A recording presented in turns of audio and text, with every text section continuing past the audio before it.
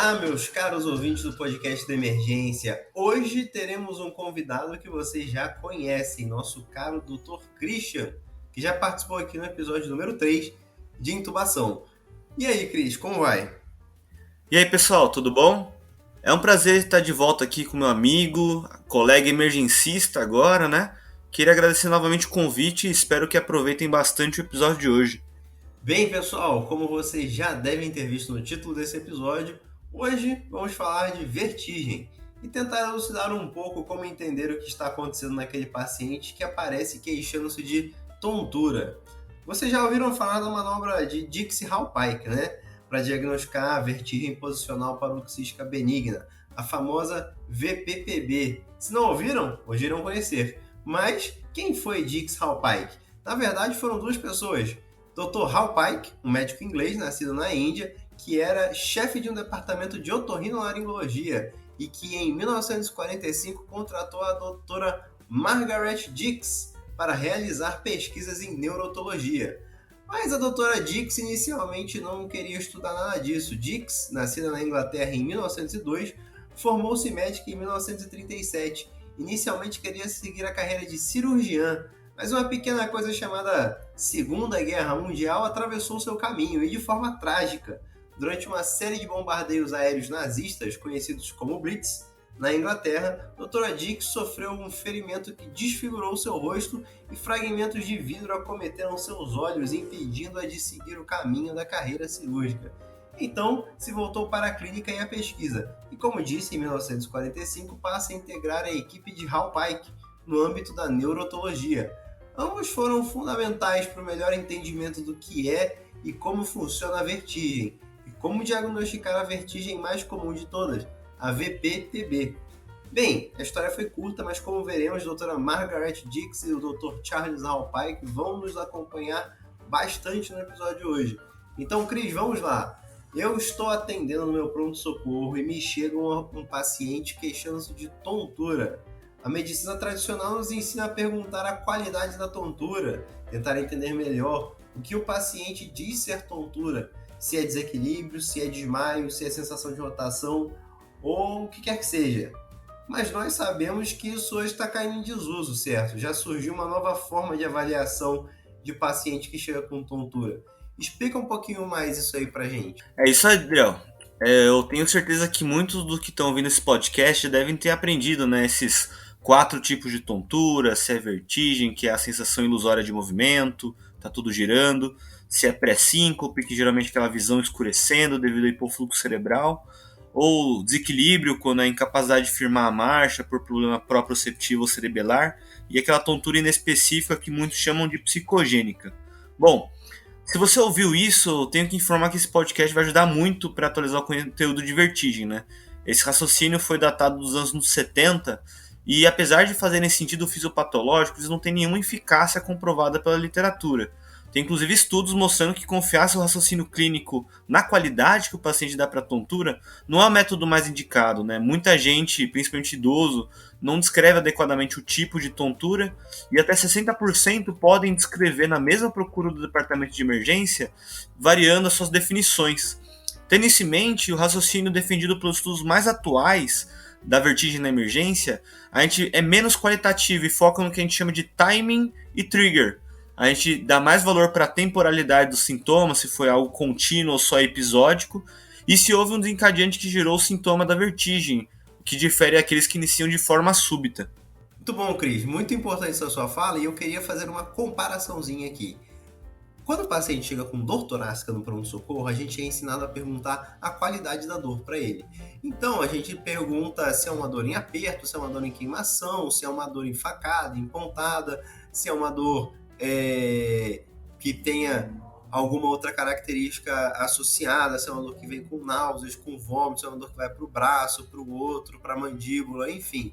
Tudo para tentar refinar um pouquinho e pensar mais em infarto. Mas se o paciente falar para a gente que ele está com uma dor torácica em facada no peito e ele chega com 190 de pressão sistólica, chega com sudorese, muito meio que a qualidade da dor não está querendo me dizer muita coisa. Eu vou precisar, por exemplo, excluir infarto de qualquer forma, independente se esse paciente me falar que essa dor é em queimação, que essa dor é em facada, que essa dor é em pontada, que essa dor é em opressão, porque não tem como eu dizer só pela qualidade se eu posso ir mais por um caminho ou por outro. É uma coisa que acontece com a vertigem aqui, esse raciocínio que a gente vai tentar trazer. É de entender que um paciente que falar, eu tô com uma tontura que parece que tá tudo rodando, eu tô com uma tontura que parece fraqueza, eu tô com uma tontura que é um mal-estar inespecífico. Essa qualidade do que é a tontura não significa muita coisa. A gente vai precisar de outras artimanhas para conseguir melhorar o nosso diagnóstico. Então, terminando isso, eu queria fazer uma nova comparação, que é o mesmo paciente, quando ele chega com dor torácica, essa dor torácica podem ser diversas coisas: infarto, TEP, síndrome aórtica aguda, ansiedade, costocondrite e por aí vai. Ou seja, pode ser desde uma coisa letal até uma coisa benigna. A tontura vai ser encarada da mesma forma. Existem vários diagnósticos, desde VPPB, que vamos tratar ali mesmo e o paciente vai para casa bem, até um AVC. Então, tendo isso em mente, como que eu vou estruturar a minha avaliação do paciente que chega com tontura no meu pronto-socorro, Christian? Todo paciente que procura o departamento de emergência, seja por tontura ou qualquer outra queixa que ele traga, a gente tem que avaliar primeiramente o ABC, né? Ver brevidade de vias aéreas, ver padrão respiratório, frequência cardíaca, PA, nível de consciência. No caso das tonturas, doenças graves podem se manifestar logo na avaliação primária. Então, bradicardias instáveis por BAVT ou infarto parede inferior, outros tipos de choque, todos eles podem se manifestar com a queixa de tontura. Após garantido que a gente não tem nenhuma conduta de emergência, a proposta de investigação da vertigem, né, da tontura, é de inicialmente determinar a temporalidade. Então vamos ver se a vertigem foi em episódios, com remissão completa dos sintomas quando não está no episódio, ou se ela é persistente, a vertigem continua, em intensidade menor ou contínua, mas ela continua. Depois disso, tem que ver se os sintomas da vertigem surgem depois de algum evento provocador, como se levantar ou mudar a posição da cabeça, ou se surgiram de forma espontânea. E depois que a gente determina essa temporalidade, a presença dos fatores causais, que a gente chama de timing trigger, então, a gente pode dividir em 4 grupos de vertigem. A vertigem que é episódica e provocada, a vertigem que é episódica e súbita, a vertigem que é contínua e provocada e a vertigem que é contínua e súbita.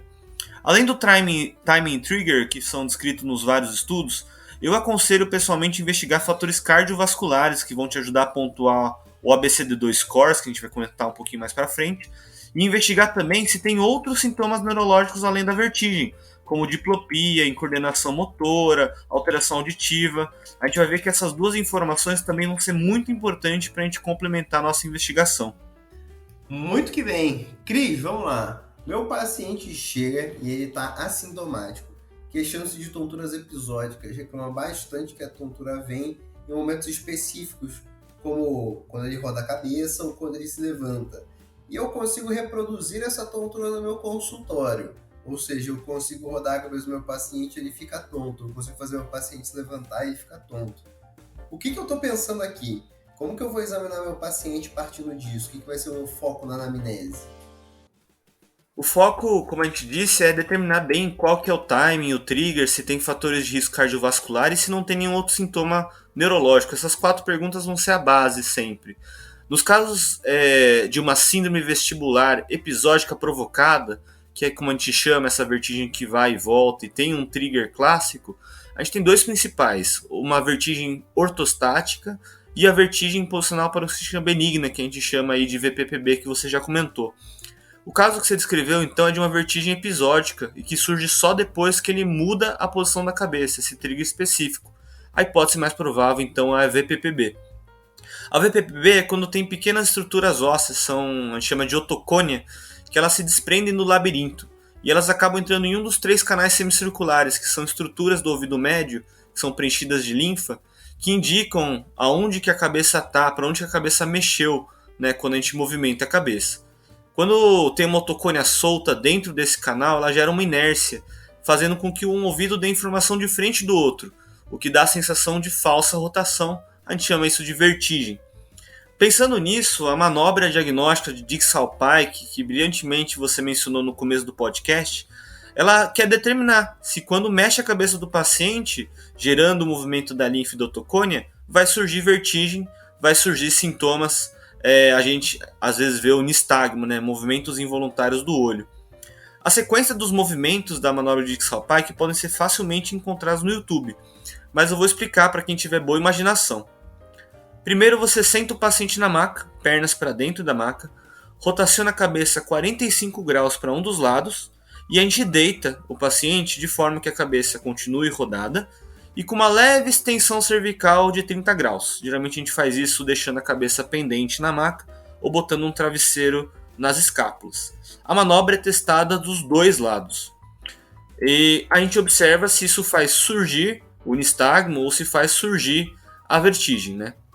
E um detalhe que muitas vezes não é comentado no Dix-Hallpike é que a gente tem que ver se essa manobra faz surgir o nistagmo, não se ela piora o nistagmo que já estava existindo mesmo no repouso.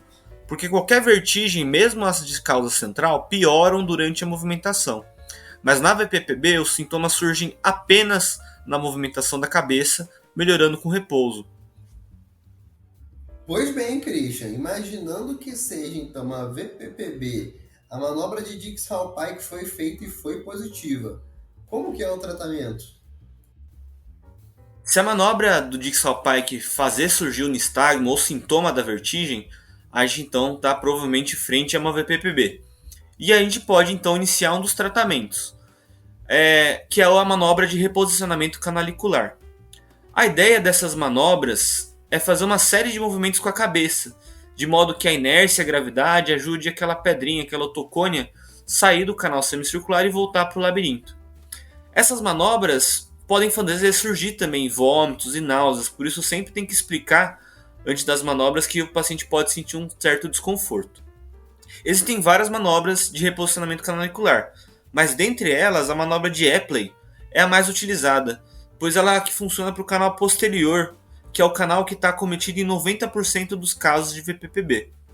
Então a gente sempre tem que tentar fazer as manobras de posicionamento, Epley por exemplo, porque a eficácia dessas manobras em estudos é de quase 80%, enquanto usar a medicação na VPPB tem uma eficácia apenas de 20%. E a eficácia da manobra vai aumentando conforme ela vai sendo utilizada, por isso não desistam caso não funcione de primeira, ensinem seus pacientes a realizá-la em casa. Ao contrário das manobras de reposicionamento, então, que literalmente tiram sintomas com a mão, o uso de medicamentos supressores vestibulares, antihistamínicos, né, como dimidrinato, meclizina ou benzodiazepínicos, podem ser usados para o alívio agudo dos sintomas, mas não são recomendados mantê-los por muito tempo após a alta, pois apesar de aliviarem uma pequena parcela dos sintomas dos pacientes, eles são inferiores às manobras de posicionamento e eles acabam inibindo, né, o mecanismo de supressão vestibular, que é uma tentativa do labirinto equilibrar os impulsos, fazendo com que os sintomas de vertigem desse paciente permaneçam intensos por mais tempo. E uma outra recomendação que tem nos guidelines de vertigem é orientar esses exercícios de supressão vestibular. Esses exercícios são os treinamentos de Brandt-Daroff, e eles buscam diminuir a incidência dos episódios de VPPB, pois quem teve VPPB pode ter novamente. Certo. Agora, vamos imaginar então que meu paciente possa ter uma hipotensão postural. Meu paciente tem uma diferença aí de 20 milímetros de mercúrio na pressão sistólica ou 10 milímetros de mercúrio na diastólica quando muda de posição deitado para em pé. Ou a frequência desse meu paciente aumenta também 30 batimentos por minuto quando ele muda de posição. Dá para eu tratar isso, essa causa de tontura? Sempre que a gente estiver em frente a uma hipotensão postural, a gente tem que garantir que o paciente esteja estável, sem sinais de choque que demandem um tratamento imediato. Afinal, essa hipotensão é um sinal bem específico, por exemplo, de desidratação. A vertigem por hipotensão ortostática, é na realidade a principal causa de vertigem. É aquela sensação de girar que surge em alguns segundos quando a gente levanta rapidamente, principalmente depois de um exercício.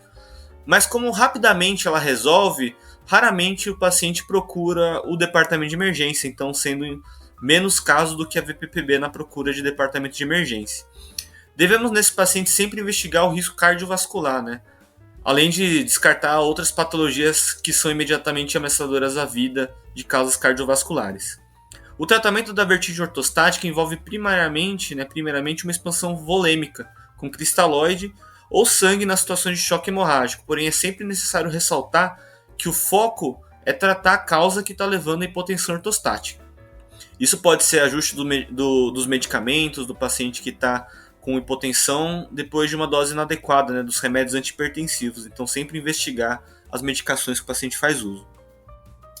Isso da medicação é muito importante, né? Muitas vezes a gente pega muitos pacientes que estão em uso irregular das medicações, sente mal, toma uma medicação aleatória, e isso aí pode acabar piorando esses quadros de hipotensão realmente. Mas vamos lá então. O meu paciente, na verdade, ele chega com uma queixa episódica de vertigem. Só que agora ele está assintomático e eu não consigo reproduzir a vertigem dele no consultório. E agora, Cris, para onde a gente vai? Essas vertigens episódicas que surgem subitamente, elas são potencialmente desafiadoras, principalmente porque elas são sintomas relatados, não são visualizados no pronto-socorro.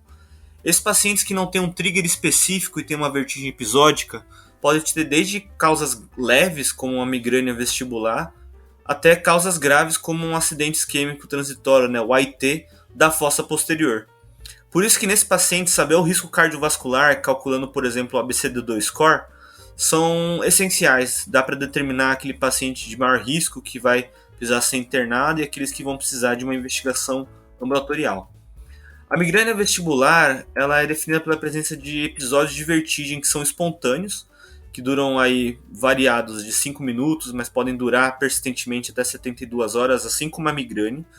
E o paciente tem que ter pelo menos 5 episódios, que não são explicados por outras causas centrais, e metade deles tem que ser associado a algum sintoma de migrânia, fonofobia, fotofobia, aura visual, ou estar apresentando junto com cefaleia com característica migranosa, unilateral, temporal. Geralmente, a migrânia vestibular, na primeira procura, vai ser um diagnóstico de exclusão, pois faz parte do critério a gente afastar essas outras etiologias de vertigem.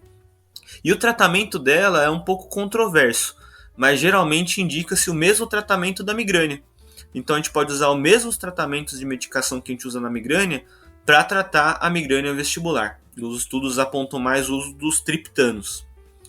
A síndrome de Meniere é também conhecida como hidropsia dos canais semicirculares. Devido a isso eu prefiro chamar de Meniere, é mais fácil de falar. É causada por um aumento da pressão de endolinfa, presente nos canais semicirculares. E o paciente vai ter episódios súbitos de vertigem junto com perda auditiva no episódio. Para ser Meniere, tem que ter comprovado que teve perda auditiva, por meio do exame de audiometria. E esses episódios costumam ser bastante sintomáticos, mas parte dos pacientes vão tendo menos sintomas ao longo do tempo. Apesar de raros, esses pacientes têm muita morbidade, então é indicado acompanhamento com otorrinolaringologista depois que a gente confirma.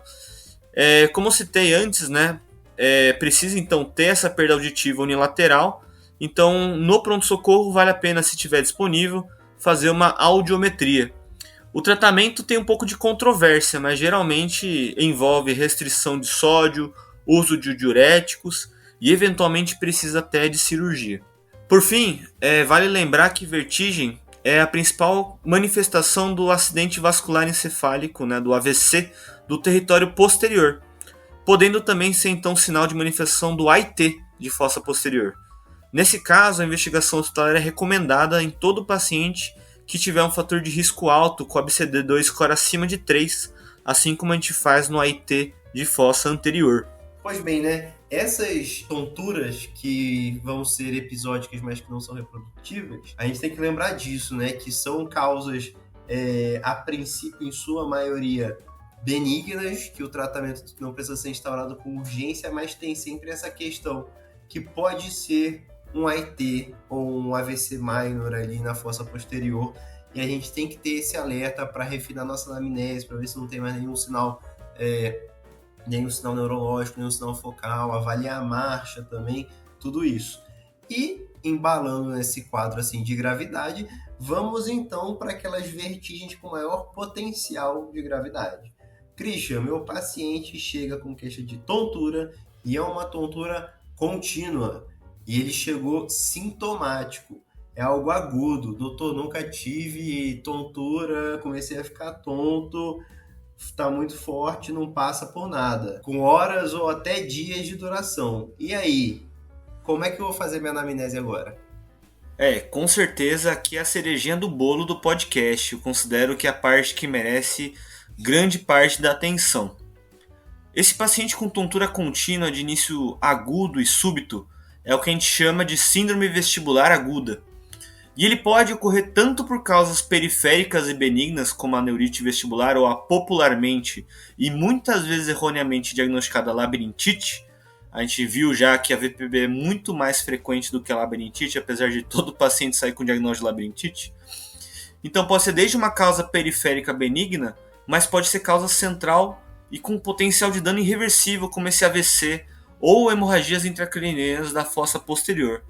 Para diferenciar ambas, as periféricas então das centrais, vale a pena buscar na anamnese os fatores de risco, a presença de outros sintomas da fossa posterior, como diplopia e ataxia, e também uma ferramenta fundamental que vai vir no exame físico. Certo. Então, quando partimos para o exame físico, existe uma coisa chamada RINTS, que vai ser o nosso maior aliado. Explica pra gente. Exatamente.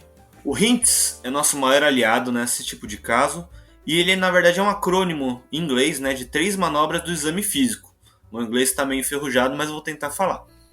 O HI do HINTS é Head Impulse, impulso da cabeça. N é de nistagmo, e o TS é de Test of Skill, teste do desvio, né? Skill é desvio em inglês. O HINTS ganhou muita força e importância depois de um estudo da Stroke de 2009, que demonstrou que a aplicação dessas 3 manobras por neurotologistas foi superior em sensibilidade e especificidade em relação à tomografia computadorizada. E foi superior até mesmo em relação à ressonância magnética, em sensibilidade, em diferenciar causas centrais e periféricas naquele paciente que vinha ao pronto-socorro com queixa de síndrome vestibular aguda.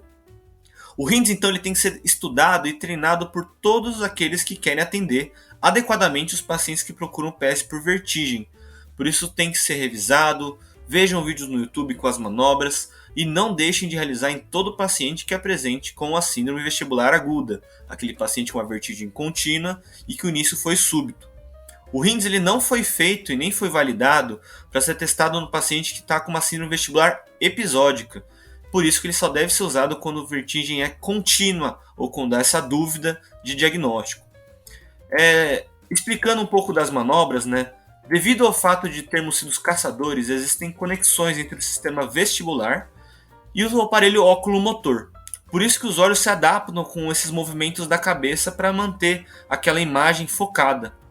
O Head Impulse testa justamente esse reflexo, que é chamado reflexo óculo-vestibular. Para testar o Head Impulse, a gente pede para o paciente manter fixo o olhar no nariz do examinador, por exemplo, e a gente faz uma rotação rápida da cabeça de 10 graus, ambos os lados. Caso esteja alguma inflamação no aparelho vestibular periférico, haverá um desbalanço nas informações de um labirinto em relação ao outro, e por isso o olho vai dar uma atrasada, né? Vai demorar um pouquinho para manter o foco no nariz, e é isso que a gente chama de sacada corretiva. A presença de sacada corretiva, então, indica que o exame, que a alteração do paciente provavelmente é algo periférica. E por isso que no episódio de vertigem contínua, esse achado na verdade é tranquilizador.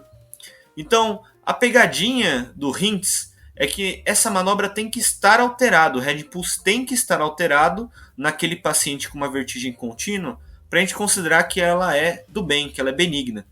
E é uma das razões do HINTS ser só indicado no paciente que está com a vertigem contínua, no momento. Porque se a gente testar o Head Impulse em pessoas sem vertigem, a gente não vai ver sacada corretiva, não tem inflamação do labirinto. O nistagmo ele é testado pedindo para o paciente olhar da direita e depois para a esquerda. Ou esquerda para a direita, não importa muito a ordem. Idealmente é sugerido tirar a fixação do olhar, então, porque essa fixação pode suprimir o nistagmo.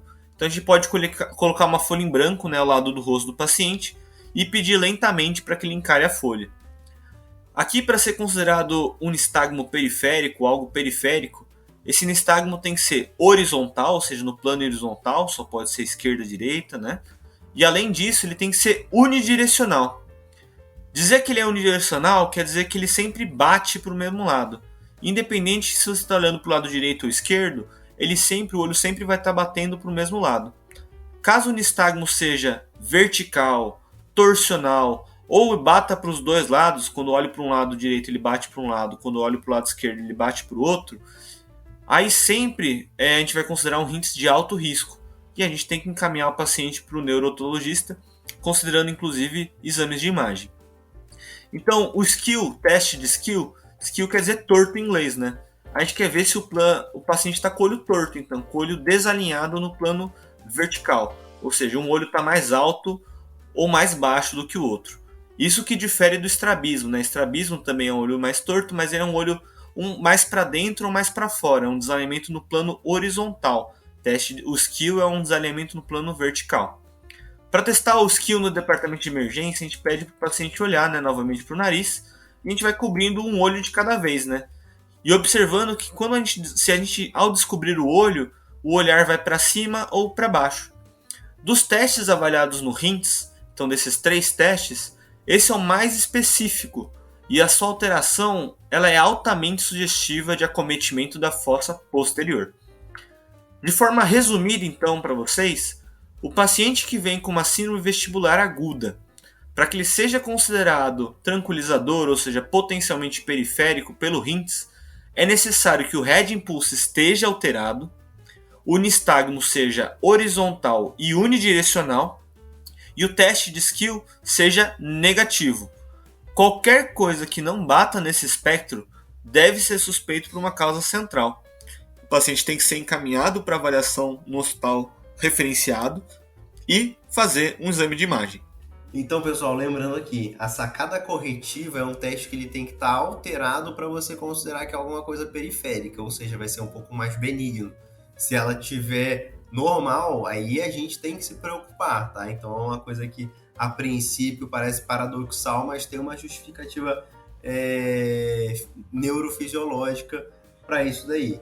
Então, Christian, meu paciente tem um hint sugestivo de doença periférica, ou seja, a sacada corretiva está presente, o nistagmo é unidirecional e o teste de skill está normal.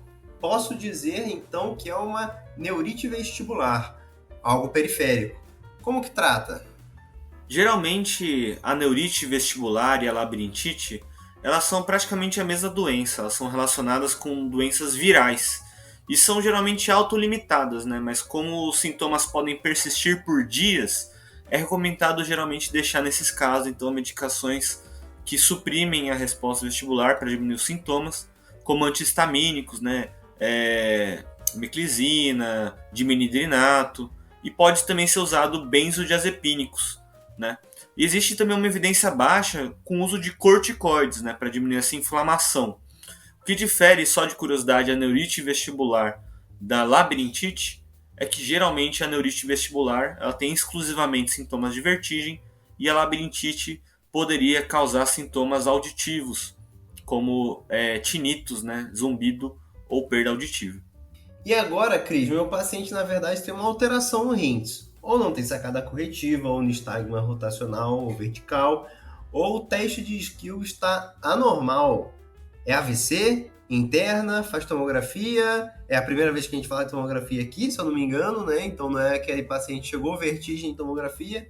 E aí, como é que eu faço agora? Perfeito. Eu acho que vale ressaltar então que o RINTS teve valores altos de sensibilidade e especificidade e foi realizado por neurotologistas. Hoje em dia, o mais recomendado para aumentar essa sensibilidade na avaliação da síndrome vestibular aguda no departamento de emergência, por não neurotologistas, por emergencistas, é utilizar o RINTS Plus. Então, adicionar no RINTS, ver também se teve algum déficit auditivo novo. Além de testar também marcha e provas cerebelares, já que são territórios da fossa posterior. Eu ressalto que qualquer outro sintoma neurológico de início súbito, principalmente de fossa posterior, então diplopia ou ataxia, a gente sempre tem que considerar como um alto risco de causa central. Então, se o paciente vem com vertigem, mas vem com outro sintoma também, diplopia, alteração de marcha, ataxia, a gente tem que pensar que pode ser causa central, independente do que você viu só no RINTS.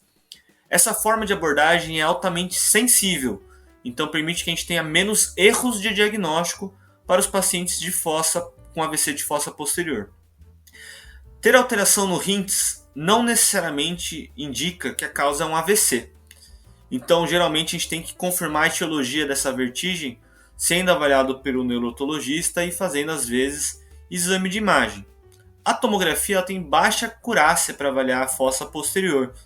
Por isso que, geralmente, a gente pode pedir uma angiotomografia para ver melhor os vasos da fossa posterior, quando a gente suspeita, então, de causas vasculares, ou uma ressonância magnética, com toda a ressalva que esses exames podem vir normais se os quadros forem muito precoces, pois na fase aguda eles têm baixa sensibilidade.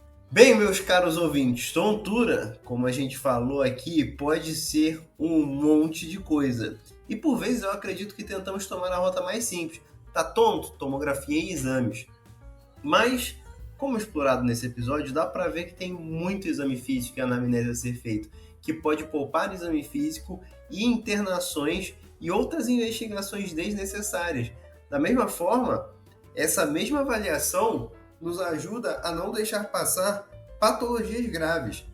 Eu acredito que em um futuro próximo, tontura será tratada que nem dor torácica, com protocolos específicos, em que o objetivo principal será descartar o AVC. Assim como nos protocolos de dor torácica, muitos pacientes não têm infarto, mas ele serve justamente para isso. Coloca a patologia mais grave em primeiro lugar, para ela poder ser excluída ou confirmada com mais agilidade e segurança. Cris, você tem algum comentário final para fazer acerca de vertigem desse episódio? Com certeza, eu ressalto suas palavras, Adriel.